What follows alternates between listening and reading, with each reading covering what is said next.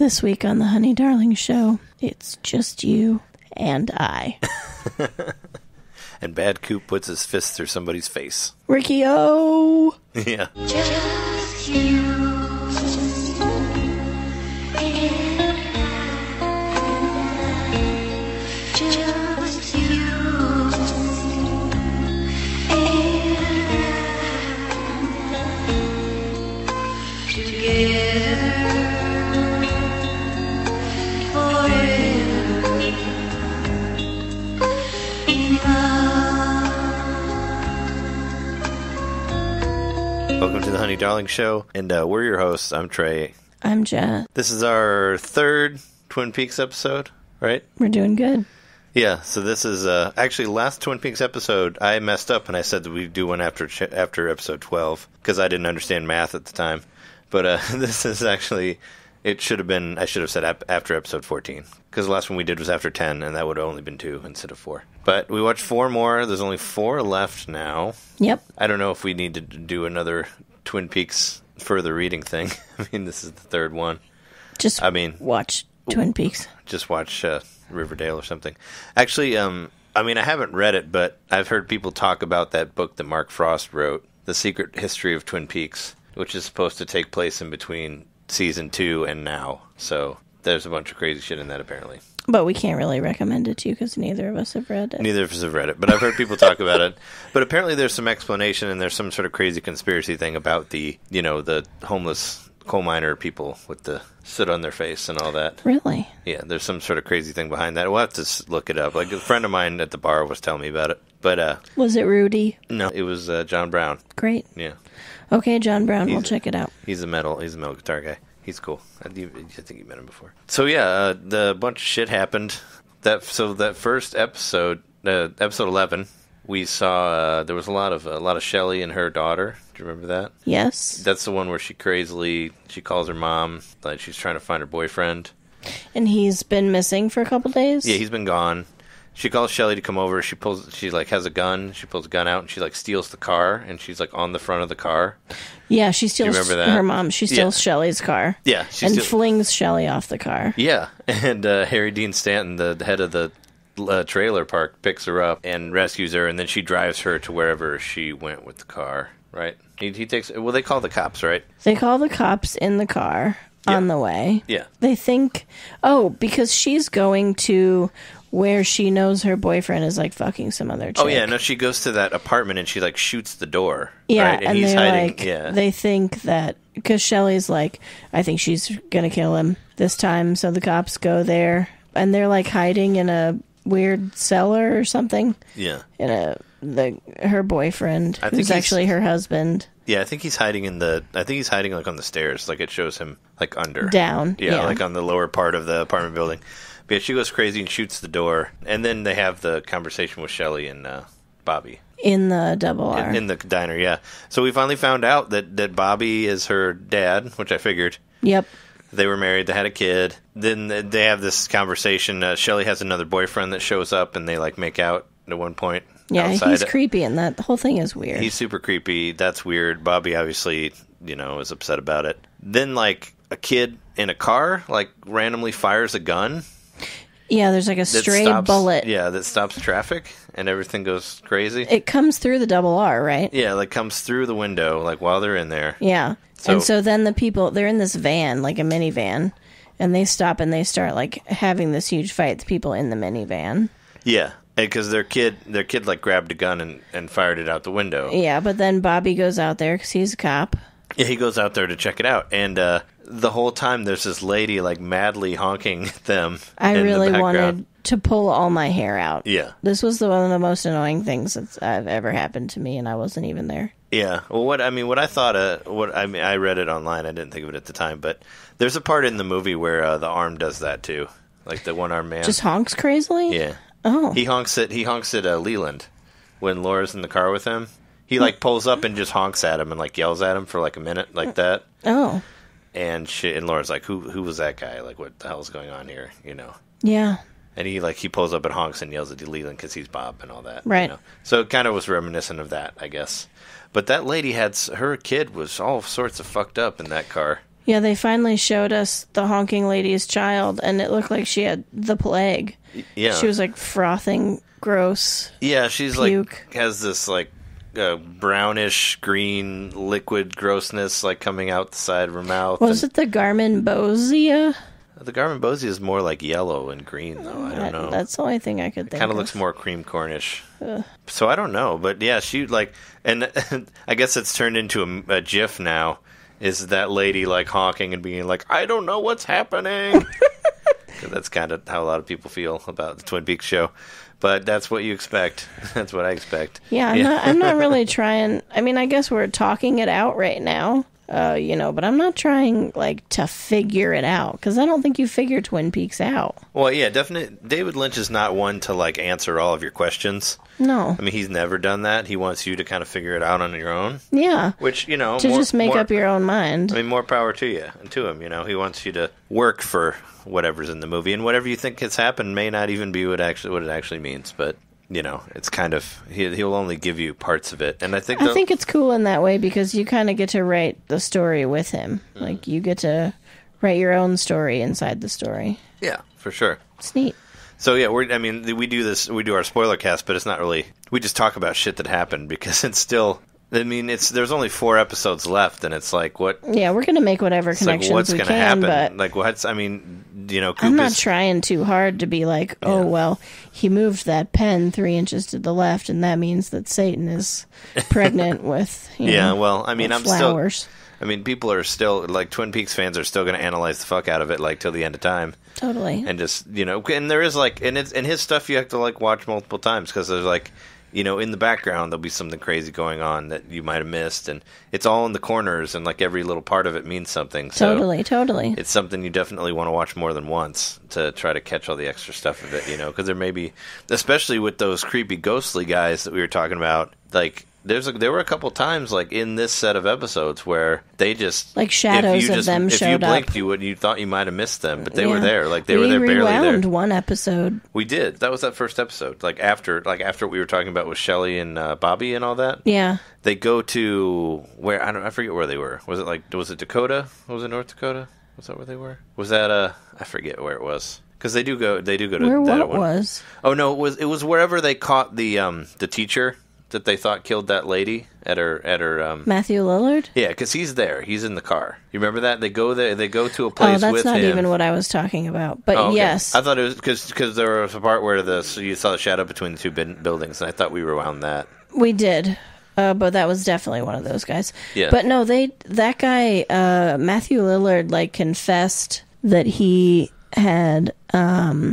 that he had traveled to the lodge, right? And so they Major, went to where he said it was. Oh, yeah. And fucking David Lynch almost got sucked into the vortex. Oh, yeah, there was a giant portal in the sky, which that was really cool. We haven't talked about this yet? No, that was the first wow. That was the first episode of this. I feel of this chunk. so long ago. That was episode 11. So that was the very beginning of this. They were on the stairs. Okay. Yeah. They were on the stairs, and Matthew Lillard gets murdered. Yeah, he gets, one of those things comes in the car and crushes his head. And like how they did in that black and white part of 8. The tape recorder? Yeah. What's her name? Diane sees it. She sees him. Yeah, she sees the guy trying to get in there, and the guy there's that cop's in the front and with he him. Doesn't see anything. And he's like, well, I was there, and I didn't see anything, But David Lynch's best friend...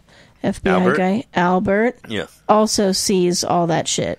He sees... Well, Albert, pulls him away from the... Yeah, from the swirling vortex of... Yeah, because you thought maybe it was a doorway, while we were watching it. I remember that. Well, and we find out later that, it is a doorway. Yeah, because we see another one later. See, another one later, so... Yeah. I was right. But because Cole, he does say, Gordon, he says something like, this is it, or this is where it is, or... Yeah. He says a line that basically indicates that he thinks that he found something, and it's like, oh well, it must be the doorway to one of the places, because you see this, that stairway with all the dark creatures on it. Yeah. So it must be a different thing, because there's all these. Because now we have that black and white area with Lurch's house, as you said. Yeah, Lurch's house. Yeah, and with he's there, and so I think that's where I think anytime we see that swirling That goes to that? vortex. It goes to Lurch's house. Because I thought that was like a good place. Like, I thought maybe the shadowy figures weren't there. And maybe they were in a different spot. Oh, shit, I don't know. You know, because there was always like the Black Lodge and the White Lodge and all that stuff. Where like one's good and one's evil or whatever. Have we ever seen the White Lodge? They talk about it. I don't think we actually go there. So maybe Lurch's house is the White Lodge. Yeah. But they talk about it in the second season of the original ones. I They know, talk yeah, I about two remember lodges. Yeah. But I thought the only one we ever went to was the Black Lodge. Yeah, I think you're right. Yeah. So maybe that's where the White Lodge is at Lurch's house. Anyway, I don't know what that swirling vortex was, but those creepy, soot-faced men were definitely there. Oh yeah. No, yeah, they were there, but they also find the other half of that lady.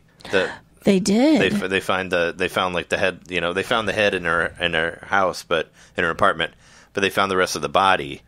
And the body also has like coordinates tattooed on its arm that points to Twin Peaks. Like this was from what, like the second episode when they found the body of someone else with her. Yeah, that was like the first. It was the first or second episode. Yeah. So we finally found her body. Yeah. So does that mean that she was like eaten up by the evil soot-faced men? Could be. And spit half out. Yeah, it could be. Well, I mean, did they ever find the head of the body that was in her bed? Because it was her head with the male's body. I don't know. And they just found her body, but not that head, not that guy's head. I don't think that we have seen that guy's head. Yeah, but yeah, but later, I think later in this episode, there's a part with Diane looking at a picture of her arm with the coordinates on it. And she memorizes the coordinates. Yeah, and she looks it up on her phone, and it's Twin Peaks. It's the coordinates. So, and a weird thing about, let's just jump around real quick, just because I want to talk about this before I forget.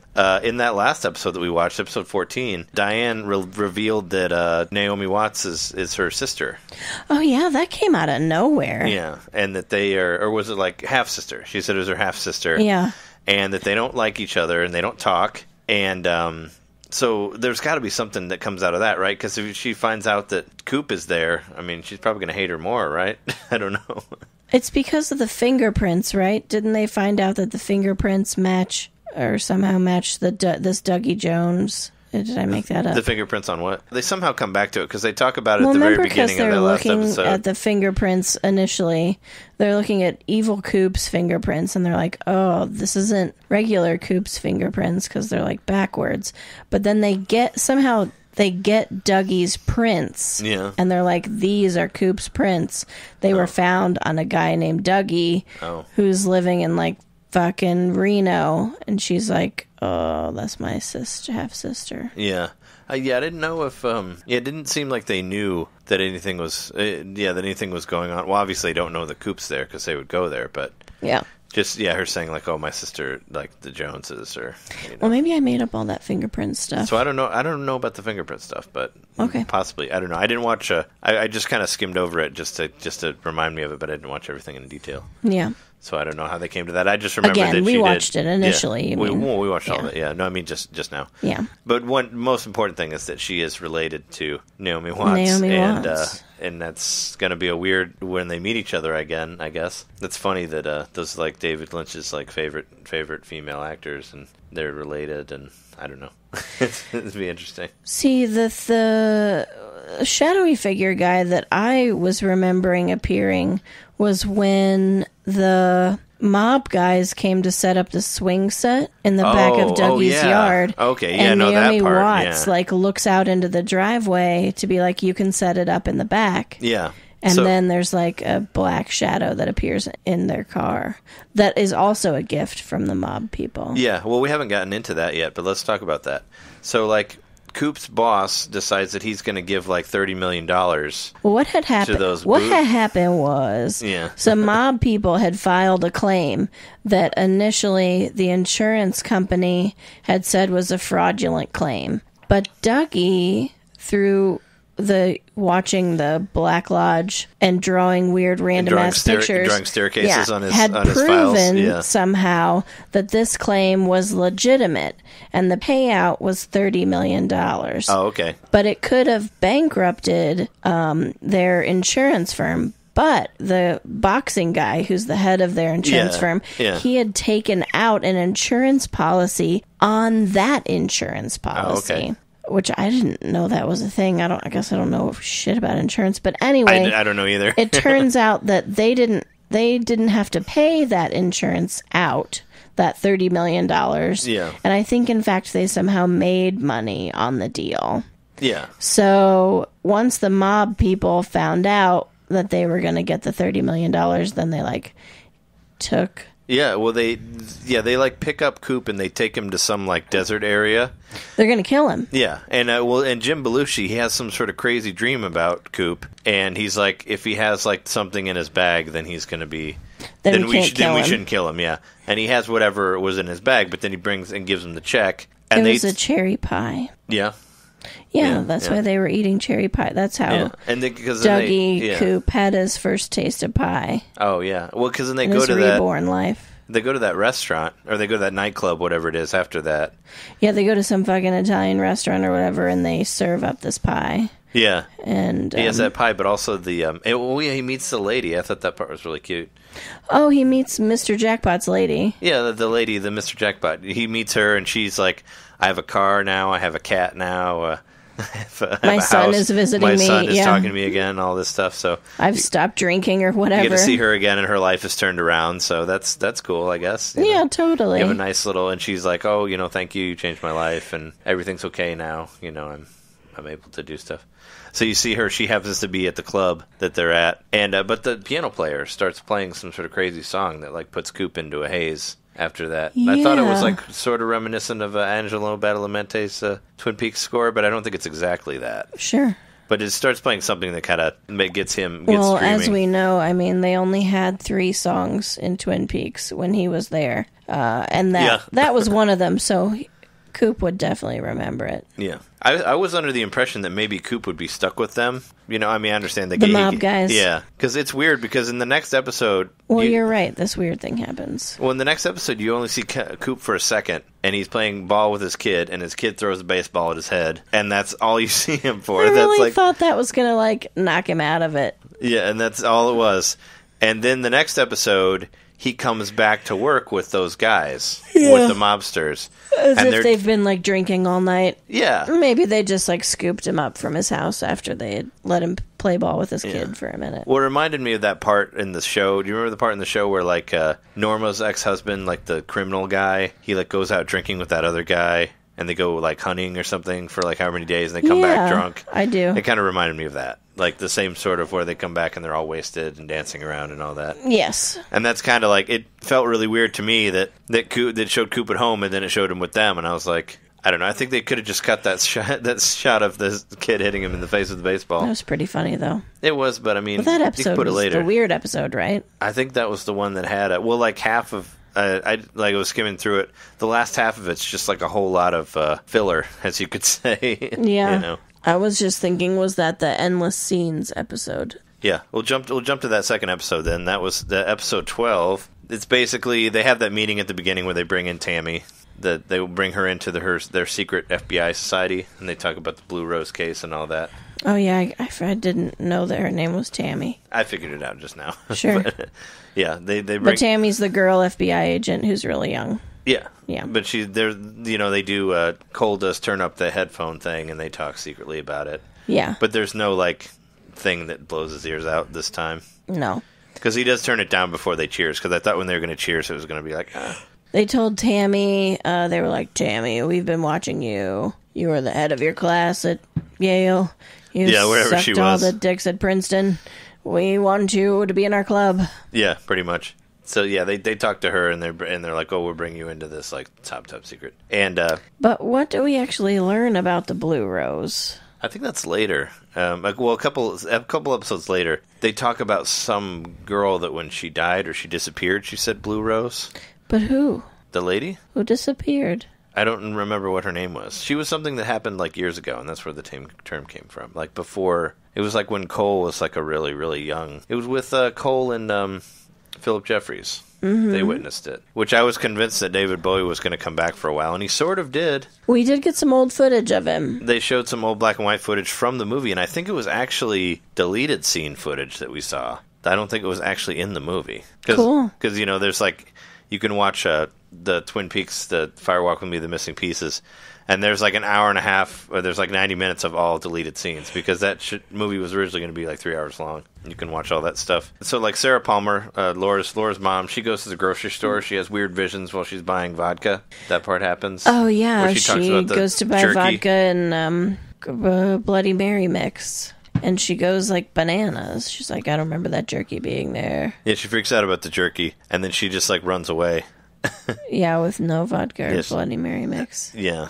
And then the next time we see her is on her couch, right? Yeah, well, then she's at her house, and Hawk goes to see her to ask her what's up. Oh, yeah, she just comes to the door and talks to him through the door. Yeah, she's like, Hawk's like, I've seen a bunch of old stuffs being brought up. Yeah, sure. There's also a meeting between Ben Horn and New Truman. Yep. New brother Truman. Sure.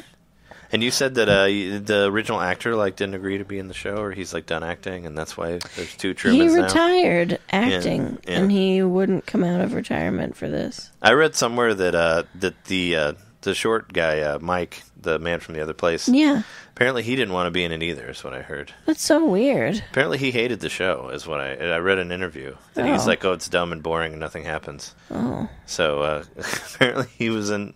I read a quote from him knocking the show and all that, so I guess he had moved on and didn't want to be involved with it, which is weird because he was in the movie and he had a lot of time out of the season, and he was even in Mulholland Drive, they gave. And I mean, let's be honest, nothing about Mulholland Drive made sense. Yeah. So well, yeah. So I mean, he was in that too. He was even in movies after. So I don't know why. He didn't want to be in this, but whatever. Anyway, they have a conversation about Ben Horn's grandson because that girl does finally get found. They do that SVU opening thing where the kids are playing baseball and they throw the ball too far and they go and catch the ball and they find a body. Yeah. It's like the Law and Order opening that you see all the time. Totally. It was at the beginning of one of the episodes, and these two kids in the trailer park. But she's alive. Yeah, she's alive, but they find her in the weeds, at the side of the road in there, a ditch area. And then totally. that's how she ends up in the hospital. And Truman finds out that the Richard Horn did it, and he goes and talks to Ben, and Ben says that he's going to pay for everything, that he's going to pay for all of her hospital bills and all that. Right. Yeah. Yeah. For what his grandson he says did. He wants it, to take care of her. Yeah. He says he'd do whatever he can. But then after the rest of that, it just gets kind of fillery because there's this ridiculous part where Cole is talking to this lady and she's she's hanging on him, and then Albert's like, I got to talk to you. And it takes her 20 minutes, half hour to get out of that room. It seems like.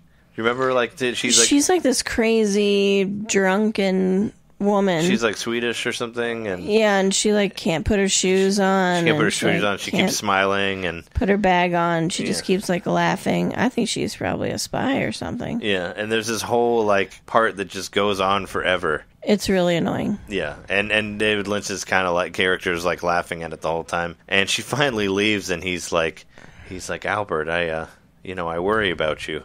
Yeah. Because Albert's just straight faced through the whole thing, and he's just waiting. What the fuck? Albert's way more patient than I am. What the fuck, man? And then we go into this whole scene with we see Audrey Horne, which is good, but this scene is just her going on and on about these characters that we've never seen before. And it's so boring. It's super soap opera-y, as I think what they're trying to do with it, but it's too much almost. Yeah, but they just go back and forth too many times. They just go back and forth talking about these characters that we've never seen and don't know who they are. And she's like, won't you come and let's go and drive me there? And he's like, no, Audrey. I won't. And she's like, you never do anything for me. And he's like, I please you. You never had a problem with me before. And then this just goes, they go around and around and around in circles for 20 minutes. She talks about some guy named Jimmy or Billy or something like that. Some guy that she's in love with that she's going to go talk to. But then she doesn't want to go, and she wants him to take her, but she put her coat on, and then she doesn't feels like a different person, and it's what is even going on here? What is happening? Yeah, this whole that whole episode was kind of I don't know. It was sort of okay, that was sort of a throwaway episode. Yeah. Yeah. So then at the end there, Diane finds the coordinates of Twin Peaks. They talk about the dude, and They talk about the dude is not very... I mean, Audrey and her husband talk about some dude that we don't know. Oh, sure. And then there's another ending there. Because at the end of episode 11, they talk about... they mention Big Ed. The one guy said he was at Big Ed's gas station. Oh, yeah. And the other cop that comes to see him while they have the traffic jam. When do we finally see Big Ed? He's in the next episode. You see him in episode 13, finally, at the end. And he's at the Double R with Norma. And, they all kind of sit around and talk. And they're not together anymore either, it doesn't look like. And we see Big Ed's gas station, right? Yeah, you see it at the end of 13. It ends with him drinking coffee there slowly. And I wondered... And you thought it kind of looked like the convenience store that the Soot guys had created. Rebuilt. Yeah. Well, why not? It does look similar, I guess, on the outside. I don't know. Because I went back and looked at episode 8 to see what it looked like, and it's basically a building that says convenience store on it. That's all it says. Right. But it has some gas pumps out in front. Yeah. Just like Ed's. Yeah. So I mean, well, they do. I mean, it makes you wonder, like, why they do that, like, slow thing. But I mean, why do they do? I mean, it's like, why do they do anything in this show? Yeah.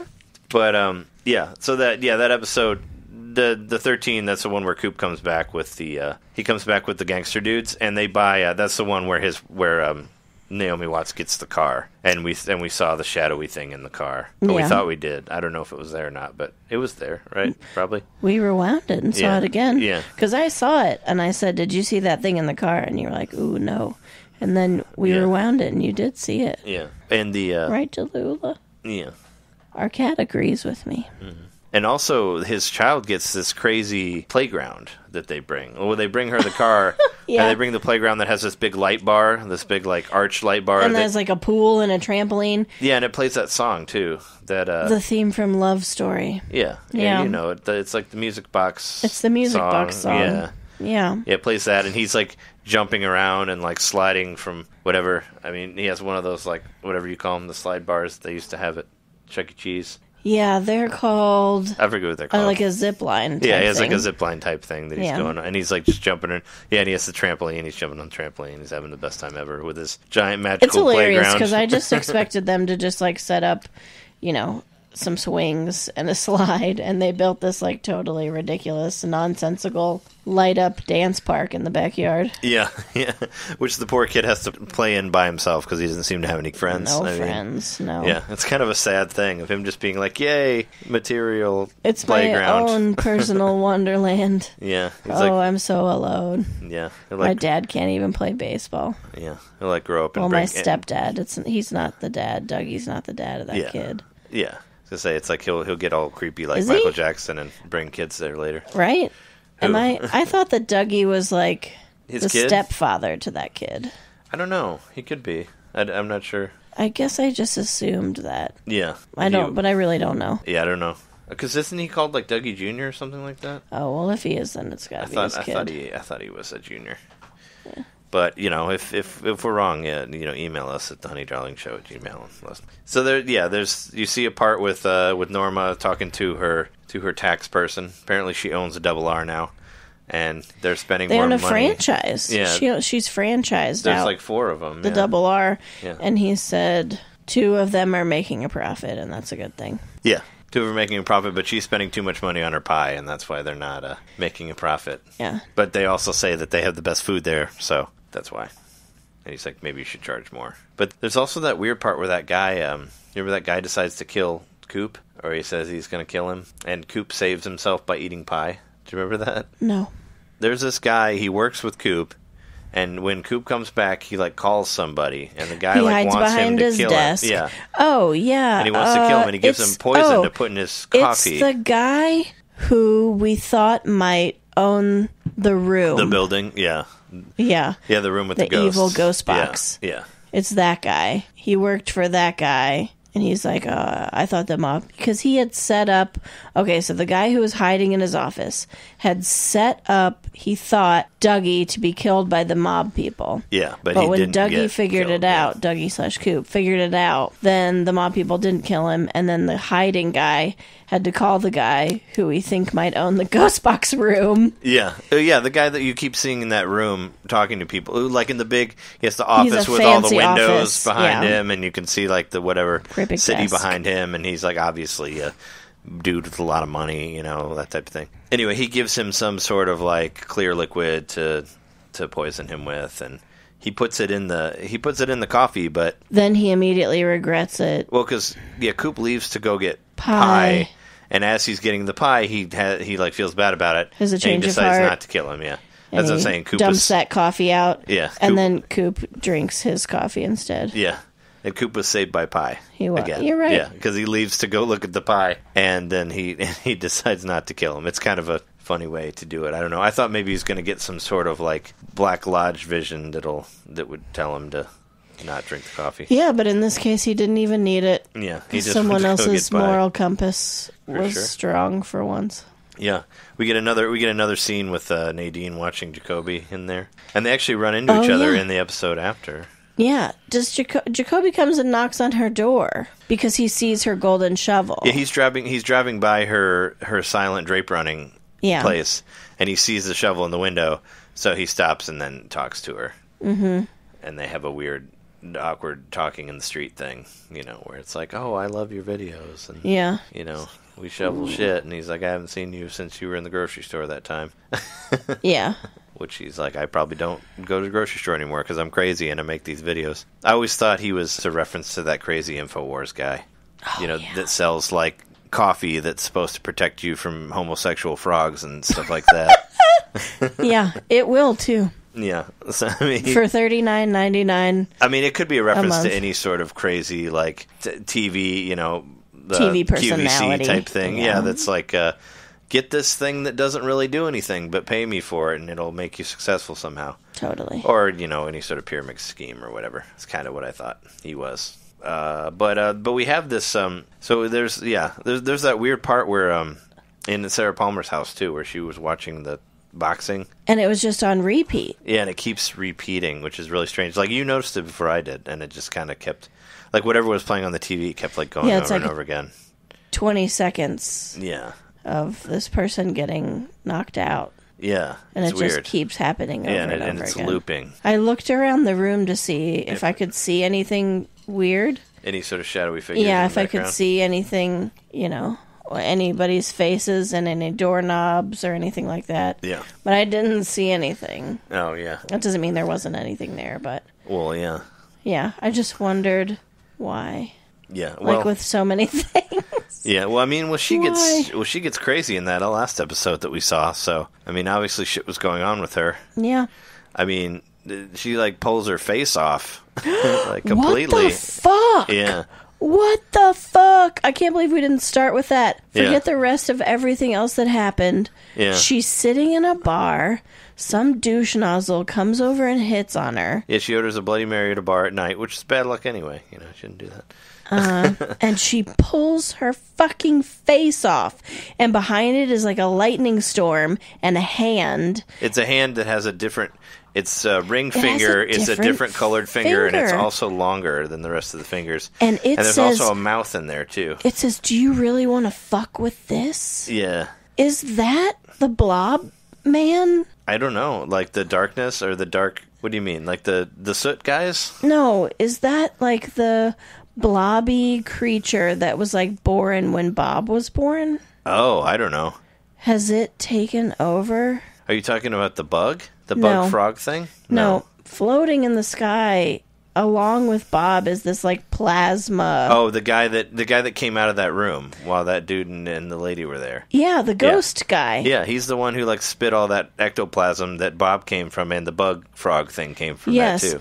Is he living inside of Flora's mom? I don't know. Doesn't that kind of like defend like Jeremy's theory on that about that woman being a descendant of Laura's, the one that ate the frog fly? Yeah. Because if she was related to Laura's mother, then maybe why she has this removable face and this darkness behind her and all that. Well, I thought maybe that's what made me think of it in the first place, was Jeremy's theory that either that was Laura's mother. The girl from the 50s, yeah. Yeah. Was a relative. Right. Yeah. Because it was confusing because they do they have the ball with Laura's face in it, and the roommate to Lurch like kisses it and throws it into the world. The opera singer, let's call her, because that's what she looks like. Yeah, but also at the same time, this creature comes from part of the ectoplasm that someone eats, and maybe Because Sarah's always been kind of off in the show, like, through the whole thing. She really like, has. She's had visions of Bob, and, like, the fan scares her. Like, there's a lot of that where she stares at the ceiling fan. Yeah, she has not acted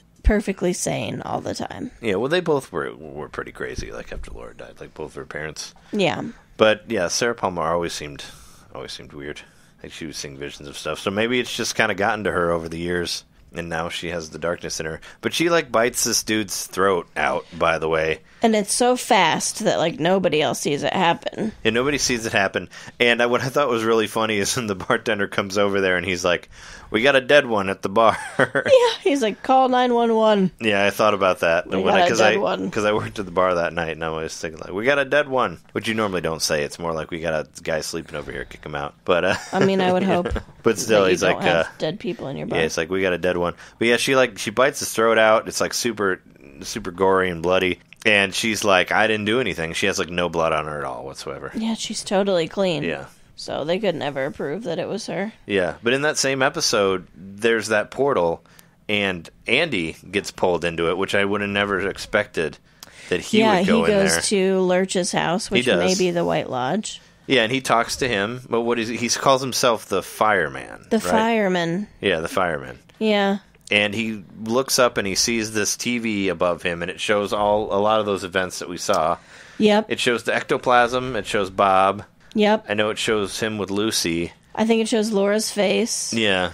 It shows some, like, leaves or rose petals, maybe. Yeah. Just flowing across the screen. I don't know what else. Well, there's because they find we find that girl, the girl with no eyes, with the eyelids shut. Yeah, they found her in the woods by that. Who was that previously inside of the. Haven't we seen her before? Yeah, she was the first person that Coop saw when he left the Black Lodge. She was on top of the box in space? Yeah, they were on this box in space, and when they were trying to get out, that bell thing that Lurch, as we're calling him Lurch, I think he's called the Giant, actually, technically, in the credits. But yeah. But there's this big bell thing that he has in his apartment with the opera singer. Yeah. And that bell thing was on top of the box that Coop was in. It looks like it's electric. Yeah, that's what she does. She pulls a lever on it, and she shocks herself off into oblivion. That's what happens. She disappears. Right. And then she's landed here. This is the last we saw of her was when she disappeared after she was shocked.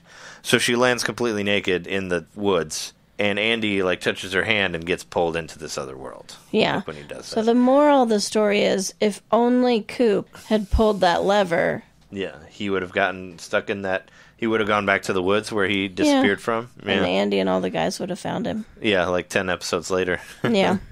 Finally. But it's got to be a hell of a journey. Yeah, but he basically Andy figures out all this stuff from his vision. He's like, "Oh, we got to take her to the sheriff, whatever. People are looking for her. People are looking for her. She's dangerous. We have to people dangerous are looking for her. She's put her in trouble. Like a lockup, like a drunk tank basically, it looks like. Yeah, they put her in a cell next to Chad, the evil cop who took the letter. Yeah. That girl sent. And the creepiest zombie monster of all time. Yeah, and some dude who's drooling, and he has something on his cheek. He's drooling blood or brown. It's gross. Yeah, and there's monkey noises going on in the background. Really loud monkey noises. Yeah, which he kind of looks like a less soot-covered one of those guys. Yeah, maybe. But he's making all these weird noises.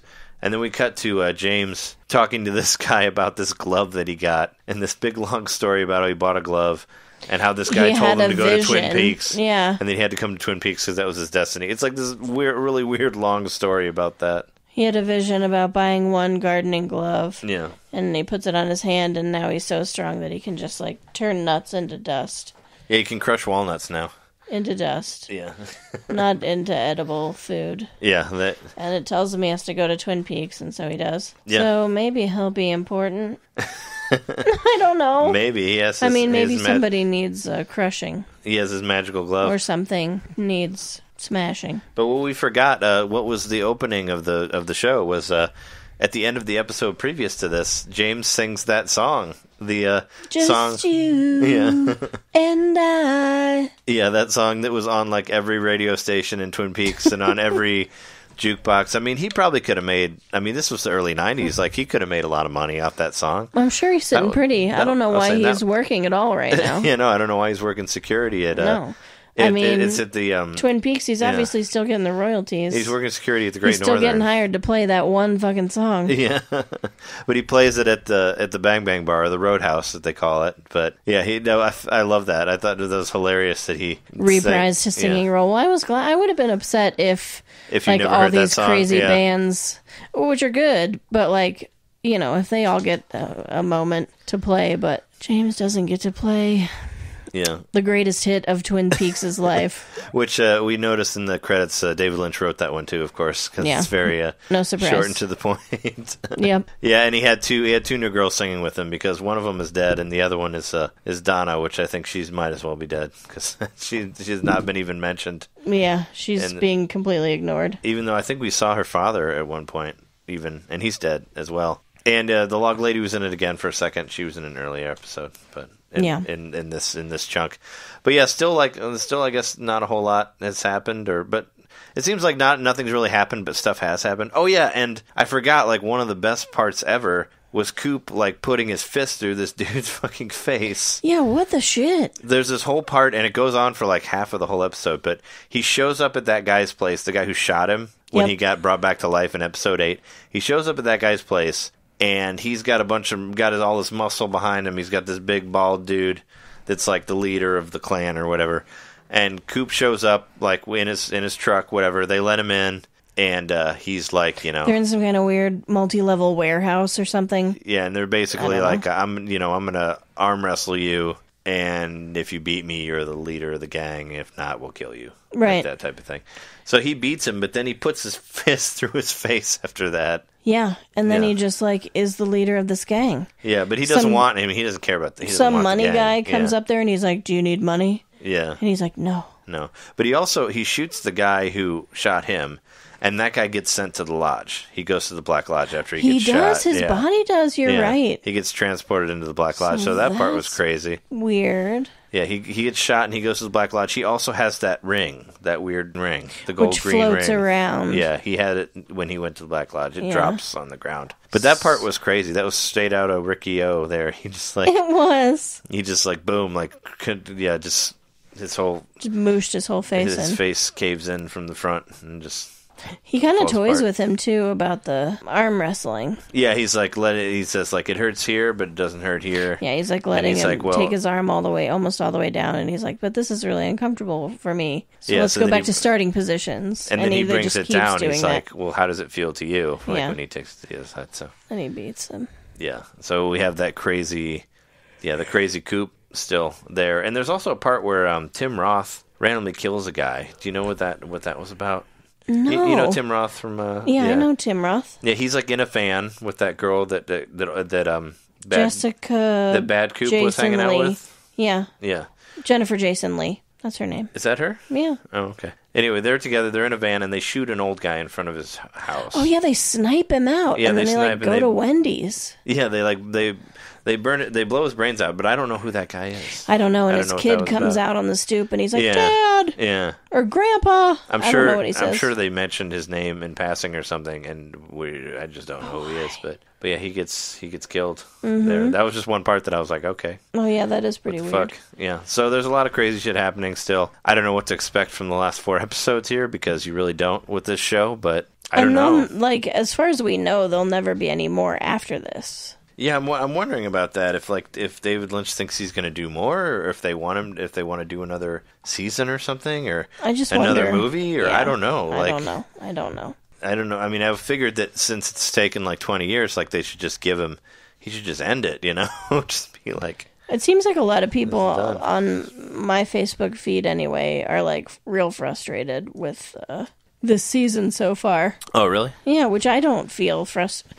I came in with like no expectations. I've heard more positive reviews of it from people that I've been talking to. Most people are just like, the one thing I've heard is that people are tired of Dougie and they wish that the Coop would come back. Yeah, I wish that too. But that, for all we know, that's not going to happen until the final episode. So right. I don't know. But I did like to see Andy go to the other side. Like, I would have never expected. I figured that Hawk would go before him. Of course. But now they kind of know that something's going on in Vegas or wherever they're at, right? So the FBI people hopefully get there eventually. They have like a private jet. They can get there quickly, right? Connect some dots. They do have a private jet. Well, Diane will probably be meeting Naomi Watts soon, I'm sure. Yeah. Hopefully in the next episode. I hope so. But yeah, we'll come back and talk about the season as a whole whenever we get it finishes. Whenever we get to that episode, like in the next 4 weeks at least. But hopefully we'll have something else in between now and then. But is there anything else you want to say about these 4 episodes here? Is there anything that we missed, or? I can't think. Of course, I'm sure I'll think of things, but no, I can't think of anything. Do you still think it's possible for David Bowie to make an appearance in the show? I was convinced that he was going to show up because, like I said, there's a couple of people that have been in here that have been dead for some years, and I think it's less likely now that we've seen his. Now that we've seen his deleted scene, yeah. And that episode was also dedicated to David Bowie, so yeah. I don't know, but I was convinced he was going to be in there. But still, you never know. There's still like 4 more hours left, maybe, unless like the last one's like 2 hours, which they may do. They did that in the original show. Like the final episode was like an hour and a half. So sure. So I don't know, but yeah, I can't wait to see the rest of it. Hope that it'll at least like wrap things up enough to where we get some sort of closure. But since it's David Lynch, not everything's going to be explained, and that actually may not be a bad thing. No, I don't think it. I don't think it will be. I never watched Lost, but I always heard that they explained too much in that show towards the end. That they got to that. Would you agree on that? No, I don't think I would agree with that at all. But that's okay. Yeah, that's what I've heard. And people said they explained too much stuff, and some stuff they should have just let go. I really don't think that that's what happened at all. Yeah. Well, regardless, that was just my comparison to that. But anyway, thanks for listening. You can give us a rating and all that. We've been your hosts. I'm Trey. I'm Jess. And you can email us at thehoneydarlingshow@gmail.com, which I mentioned earlier. And thanks for listening. We'll check you next time. Adios. Adios. From where I stand, there's a world